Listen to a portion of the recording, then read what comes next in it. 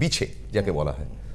তো বৃশ্চিক মানে বিছে কি, আর বৃশ্চিকের স্পেশালিটি কি বা খারাপটাই বাকি? অ্যাকচুয়ালি আকাশের গায়ে যে এই যে বেল্ট, যেটাকে আমরা জোডিয়াক বলি, এইটা যেখানে আমাদের যে ইক্লিকটিভ পয়েন্ট রয়েছে, মানে রবি মার্গ যেটা রয়েছে, তার 8 ডিগ্রি ওপরে নিচে একটা কাল্পনিক একটা বেল্ট।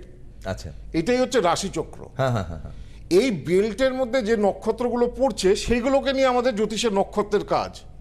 তার বাইরে যে নক্ষত্রগুলো হাজার হাজার নক্ষত্র রয়েছে সেগুলো কিন্তু কোনো প্রভাব কিন্তু পড়ে আমাদের এরিনার মধ্যে পড়বে, এই এরিনার মধ্যে পড়বে না। ওই জন্য আপনি আকাশের গায়ে হাজার হাজার লক্ষ লক্ষ তারা থাকলেও আমরা কতগুলি তারাকে, কতগুলি নক্ষত্রগুলো যেগুলো এই বেল্টটার মধ্যে পেয়েছি সেগুলোকে আমরা নিয়েছি। সেই ক্ষেত্রে অশ্বিনী, ভরণী, কৃত্তিকা এই নক্ষত্রগুলোর নামকরণ এসেছে।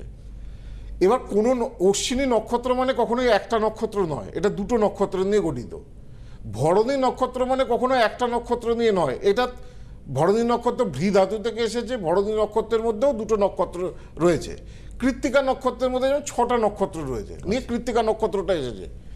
তেমনই এই যে বৃশ্চিক রাশি যেটাকে নিয়ে শুরু করলাম, এই বৃশ্চিক রাশিও কিন্তু কতগুলো নক্ষত্র, এই নক্ষত্রগুলোকে কাল্পনিকভাবে একটা কি বলে বিচার বিশ্লেষণ করে কাল্পনিকভাবে দেখা যাচ্ছে এটা একটা বিছের মতো দেখতে। ওই নক্ষত্রগুলোকে ওইভাবে হ্যাঁ, এবং বিছে না হলে ছাগলও হতে পারতো, ভেড়াও হতে পারতো। কেন এখন বিছেটা দেয়া হলো? তার কারণ হচ্ছে ওই সময়ে যারা জ্যোতিষ শাস্ত্রটা পুরোটাই হচ্ছে স্ট্যাটিস্টিক সায়েন্স আর স্পিরিচুয়াল সায়েন্স, এই দুটোর মেলবন্ধন হচ্ছে জ্যোতিষ। অ্যাবসলিউটলি। স্ট্যাটিস্টিক সায়েন্স কি, যে মানুষ দেখে এসেছে যে এই সময় জন্ম হলে যে বাচ্চারা জন্মাচ্ছে তার লাইফস্টাইল কি হচ্ছে, সেই অনুযায়ী রেকর্ড করা হয়েছে যে এই গ্রহ এখানে থাকলে এই হয়, এখানে থাকলে এই হয়। এটা হচ্ছে স্ট্যাটিস্টিক, এটা একদিনে হয়নি। 5000 বছর আগে যখন লেখা হয়েছিল রবি লগ্নে থাকলে তার ছোটবেলায় শৈশবে বাবা মারা যাবে খুব ছোট বয়সে, সেটাকে আবার পরবর্তীকালে রেকটিফাইড করা হলো যে লগ্নে যদি রবি যদি কারো যদি থাকে তাহলে তার পিতার সঙ্গে একটা মানে মানসিক পার্থক্য তৈরি হবে। তো এইভাবে রেকটিফিকেশন হতে হতে এসেছে।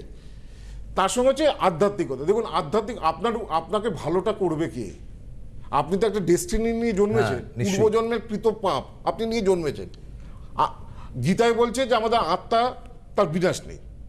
তো আমাদের ব্রেনের মধ্যে তো সেইটা রয়ে গেছে, সেই সিস্টেমটা রয়ে গেছে। আপনি যখন জন্মাচ্ছেন ব্রেনের মধ্যে সেই সিস্টেমটা রয়ে গেছে। আপনি যত নেগেটিভ কাজও আগের জন্মে করে এসেছেন আপনার মনে সবসময় নেগেটিভ চিন্তা চলতেই থাকবে, কোনো কিছুই ভালো লাগবে না, কন্টিনিউয়াস প্রসেস। হ্যাঁ, সবার ইচ্ছা চলবে, মনের মধ্যে রাগ চলবে, মনে রকম জেদ তো চলবে। এখন ব্রেনটাকে তো পরিষ্কার করতে হবে।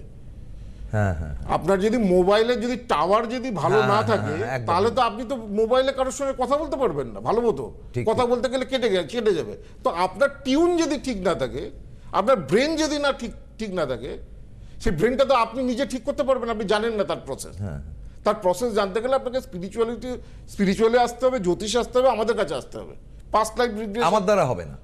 না, এই কেন, আমি তো এটার কারিগর। আমি মোবাইলের টাওয়ারটা কি করে ভালো করতে হয় সেটা আমি শিখেছি। শুধু বলবো যে কি হলো বা এটা কি হলো, কিন্তু এই টাওয়ারটা কি করে আসবে, কি করে লাইফের টিউনিংটা ঠিক হবে, কি করে আপনি ভালো চাকরি পাবেন, কি দিক থেকে কি করলে আপনার ভালো ব্যবসা হবে, কি করলে আপনার বিবাহিত জীবনে সুখের আসবে, কি করলে আপনার সন্তান পড়াশোনার মনোসংযোগ বাড়বে, কেন এখন মোবাইল অ্যাডিক্টেড সবাই। তো যাই হোক, এই দেখা যাচ্ছে যে বৃশ্চিক রাশির ওই জায়গায় বৃশ্চিকের স্বভাব কেমন। বৃশ্চিক বিছে যদি আপনার হাতের উপর দিয়ে চলে যায়, আপনি তাকে যদি না খোঁচান তাহলে কিছু করবে না। ঠিক ঠিক ঠিক।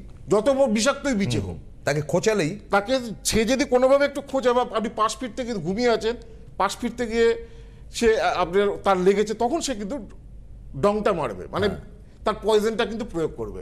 তো বৃশ্চিকের নেচারও তাই, এরা নিজেদের জগতে থাকতে ভালোবাসে, তবে একটু নোংরা পরিবেশে থাকতে ভালোবাসে। বৃশ্চিক একটু আগোছালো, হ্যাঁ, একটু বিছে যেমন পরিষ্কার জায়গায় থাকে না, হ্যাঁ, যত নোংরা জায়গা সেখানে বিছে থাকে।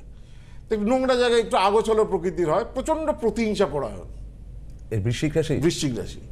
আচ্ছা, অনেক সময় আবার খুব কি বলে উচ্চাকাঙ্ক্ষী, খুব অ্যাগ্রেসিভ, খুব পড়াশোনা মেধাবী, এগুলো হতে পারে।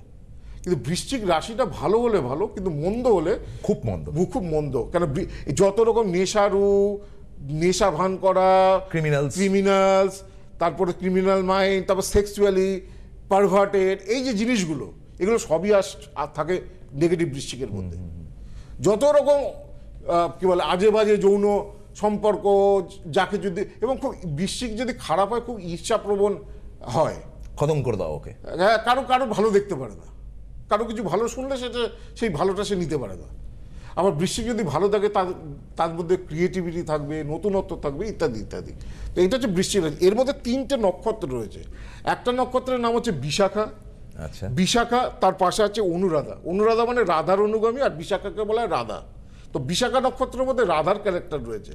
রাধা কি কৃষ্ণের সঙ্গে প্রেম করলো, সবকিছু করলো, কিন্তু তার সাথে সংসার করতে পারলো না, কিচ্ছু করতে পারলো না। তো বিশাখার মধ্যেও এই জিনিসগুলো আসে, যে একটা জিনিস শিখলো, সবকিছু করলো, কিন্তু সেটাকে আর কমপ্লিটনেস তার মধ্যে এলো না। পড়াশোনা করলো, কি বলে ধরুন ইঞ্জিনিয়ারিং নিয়ে, লাস্টে দেখা গেলো একটা অফিসে কেরানির চাকরি করছে। তো বিশাখার এই নেচারগুলো আসে, যেটা করলো সেটাকে নিয়ে ম্যাচুরিটি পেলো না। এক জায়গায় প্রেম করলো, বিয়ে হওয়ার কথা, বিয়ের মুখে বিয়েটা ভেঙে গেল। এগুলো বিশাখা নক্ষত্রের মধ্যে আসে। আর অনুরাধা হচ্ছে খুব কুটিল নক্ষত্র, যেহেতু ভগবান কৃষ্ণ ছিল সব থেকে কুটিল। হ্যাঁ হ্যাঁ হ্যাঁ, ভগবান, কেননা যুগের সাথে তাল মিলিয়ে মিলিয়ে আমাদের অবতারগুলো এসেছে।